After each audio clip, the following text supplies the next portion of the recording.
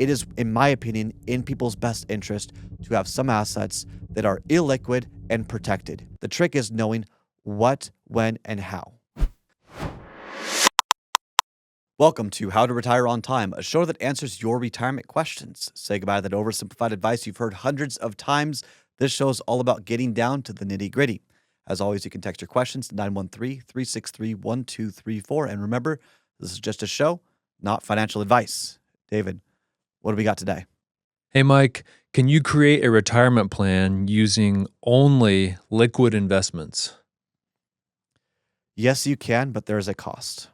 So define liquid investments. What are we talking about here? So liquid investments are going to be basically you can get access to the cash or capital within, let's say, 3 days. Okay. Because if you sell a stock, it's got to settle. Right. Okay. Right? If you move funds over, it's got to settle. You write a check or, but within 3 days, most things will settle. We all really want, at the end of the day, three things. We want growth, we want protection, and we want liquidity. Can you have all three? No. Darn it. Some people will argue that cash value life insurance, like index universal life, is the quote unquote perfect investment. It's not. First off, life insurance is not an investment. Second off, you are often capped or limited on the upside potential. Life insurance is not going to grow faster than the stock market. Okay. You might have some protection in there, but you're paying fees for life insurance, and you're also limited on the upside growth. You cannot have your cake and eat it too. You cannot have growth, protection, and liquidity. So the question, and by the way, that whole life insurance bit, is because a lot of people will do unfair comparisons to make themselves look better. I mean, look, I'm not a runner, but if you compare my running abilities to my 5-year-old, I'm going to look really good. Right. Compare me to an Olympic athlete, it's like I'm standing still. Sure. So a lot of these comparisons are often very manipulative to make something look better than it actually is, if we want to define things objectively. All right. So the question really means if markets only went up, it's a non-issue because you put everything in liquid assets in the market. It only grows and you take income off the growth and you're fine. What do you do when the markets go down? You can either keep everything liquid in the market, and when the markets go down, you accentuate your losses. All right. So if your accounts go down 30%, you would need a 43% return to break even. That would take 2, 3, maybe 4 years. If the markets go down 30%, or your accounts go down 30%, and you take out 4%, you're now down 34%. That would require a 50% return to break even. That may take 4 or 5 years. Now, let's say it's another 2001 and 02 situation. Markets are down 50% over 3 years. Let's say you didn't touch anything. You would need a 100% return just to break even. Okay, so that's all at risk. And that's a reality. The markets dip every they go down 10% every 1.8 years or so. They crash every 7 or 8 years, and they go flat every 20 years or so for over 10 years. What are you going to do with that? Just try and outpace the markets? Doesn't work. No. So then you've got this other situation. Okay, you need some protection and you want liquidity. So if you want liquidity and protection, you have to give up growth. You see how that works? You want growth and liquidity, you give up protection. You want protection and liquidity, you give up growth. You have to give up something in this triangle of options. Yeah, you get 2 out of 3 every time, but never 3 out of 3. So now your assets, they're there to help you get through a market crash, but how many years do you need it? Are you going to really put 4 to 5 years of retirement income sitting in a savings account that's not keep up with inflation? Maybe it's barely keeping up with inflation, but it's not growing, and you need it to grow, probably. Yeah. Very few people have so much money that they don't need their assets to grow. What a good problem to have.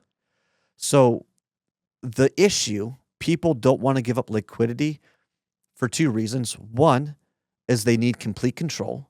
That's trauma that they have not resolved, which is distorting their reality of expectations, that's causing them to put together a portfolio that's not in their best interest.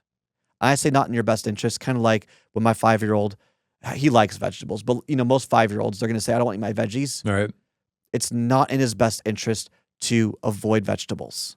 and to only eat, I don't know, Twinkies and cereal or whatever. Yeah. It's in their best interest, whether they like it or not, to eat their vegetables. It is, in my opinion, in people's best interest to have some assets that are illiquid and protected, because you're lacking liquidity, but you've got protection and growth, Yeah. which hedges against inflation. The trick is knowing what, when, and how. So, for example, a CD is illiquid for a year. It's going at a certain rate, and if the markets crash, you can take income from that income source. There are many different income options. When I say income options, sources where it's illiquid for a certain period of time. Yeah. It becomes liquid eventually, and if you understand the mechanics, you're giving up liquidity so they can give you better growth potential. Okay? For example, a buffered ETF right now, roughly, I'm not quoting any sort of product, but let's say it's going to give you up to 7% growth.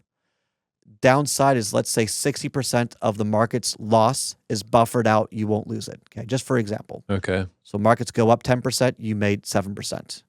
But if the market's lost 50%, you didn't lose anything, just whatever was in fees. Okay. But every year that renews. That's only as good as what the Fed's overnight rate is and the 10-year Treasury or the 1-year Treasury, just Treasury rates, what they're doing today. Only as good, because if Treasury rates and the 1-year, the Fed rates go down, it's going to be more difficult to keep those rates. So you've got reinvestment risk or renewal rate risk.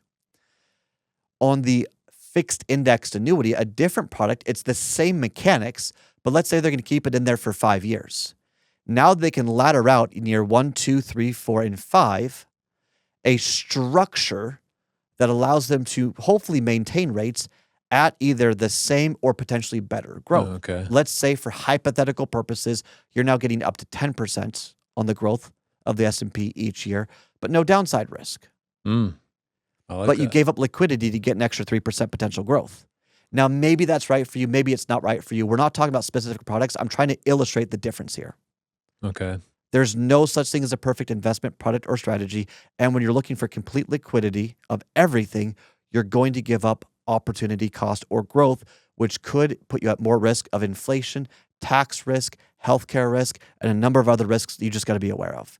Be mindful for what you ask for, because if you're unsure about the unintended consequences, it could hurt your overall goals.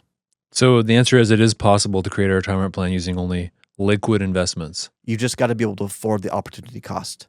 You have to have significantly more money than you actually need. Most people are not in that situation.